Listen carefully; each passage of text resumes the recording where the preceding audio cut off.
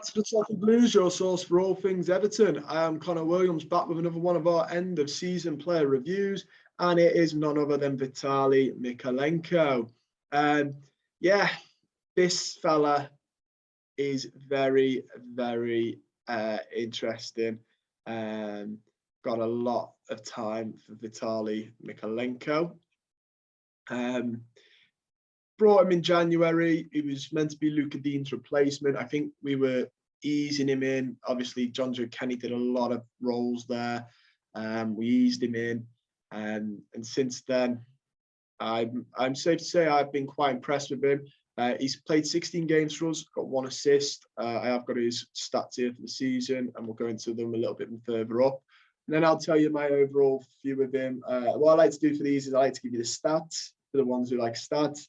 Then I like to give my opinion, and that's the eye test. And then in between there, we should have a good sort of idea. And then I give you the best game I've seen him play for us, sort of thing. And the worst, the one they could do a little bit better. But yeah, so he's played 12 games for us, started 12, sorry, subbed in for 1, subbed out for 2. 1,055 minutes, 1 goal. His XG of 0.7, so he's performing slightly better than the chances he's got.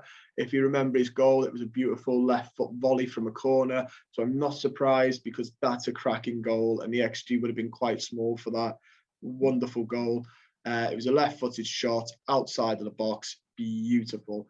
He created 8 chances, attempted to dribble 9. Only 3 of them came off successful.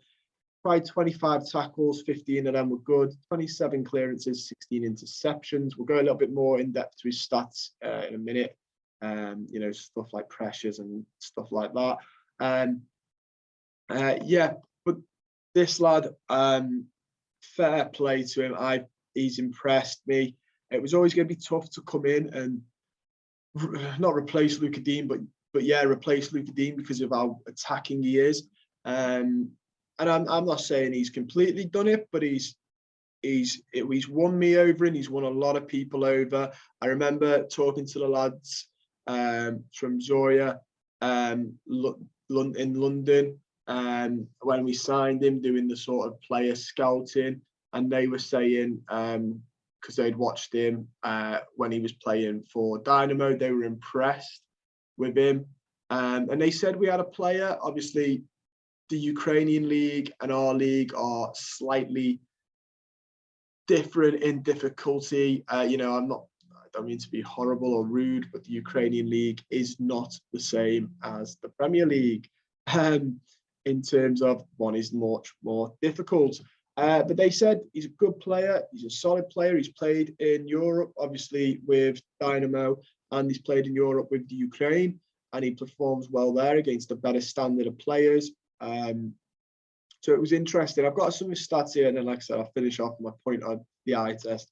Yeah, for a defender, this is compared to fullbacks in the Premier League. He's got 0.09 goals per 90, which is just above the average for the league.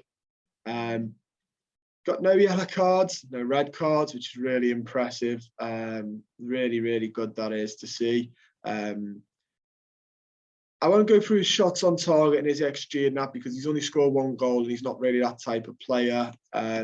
His pass completion is 70.3%, which is it's okay. It's not quite up to the standard of the rest of the Premier League. It's slightly below average, but it's I can't tell you now a time where I watched him put us in trouble with a bad pass. So I wouldn't worry too much about that. His pass completion short is really good, so obviously he's a lot better with short balls. Progressive passing distance is 195. I think that's in meters per 90. Key passes is 0.68 per 90, which is again just about the Premier League average for a fullback. Crosses into the penalty area, 0.43. That is just above the average for the Premier League, which is great to see. And now we'll get into his defensive. I think it's fair to say that with Mykolenko. His defensive is a little bit better than he's going forward. I think we've seen that. He does get a lot of crosses in though, 2.3 crosses per 90. Again, that is just above the average. So he really does try to get forward and bomb forward. Tackles wise, 2.39 a game.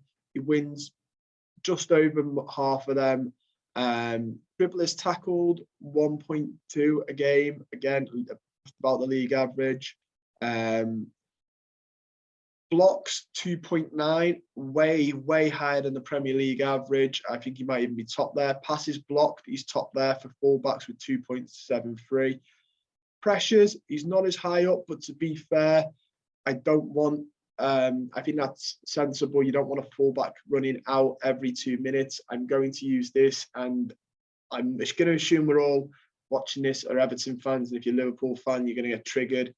But the reason you don't want him going silly numbers in pressure is because in the Champions League final, Andy Robertson goes and pressures way too high up the field, doing that thing he does where they all brag about, where he goes miles ahead, gets caught out, there's space behind him, stretches the defensive line, and that ultimately is where Vinicius Jr., other than Trent not watching who's behind him, that was also a big contributor to that Vinicius Jr. goal. Both their fullbacks let them down there. So I don't want Mykolenko running around like an absolute divvy halfway up the field, leaving the centre-backs to have to come across because he, for some reason, has decided he's going to go pressure the right back who's near their half. I don't want that.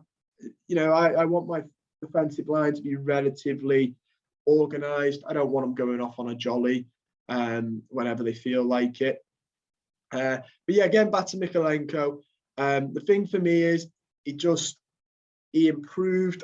He played okay in his first couple, and since then he regularly improved, slowly but surely, got better and better and better and better.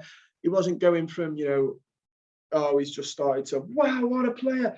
But he was going, you know, start steady, another solid game, another solid game, another solid game, another solid game.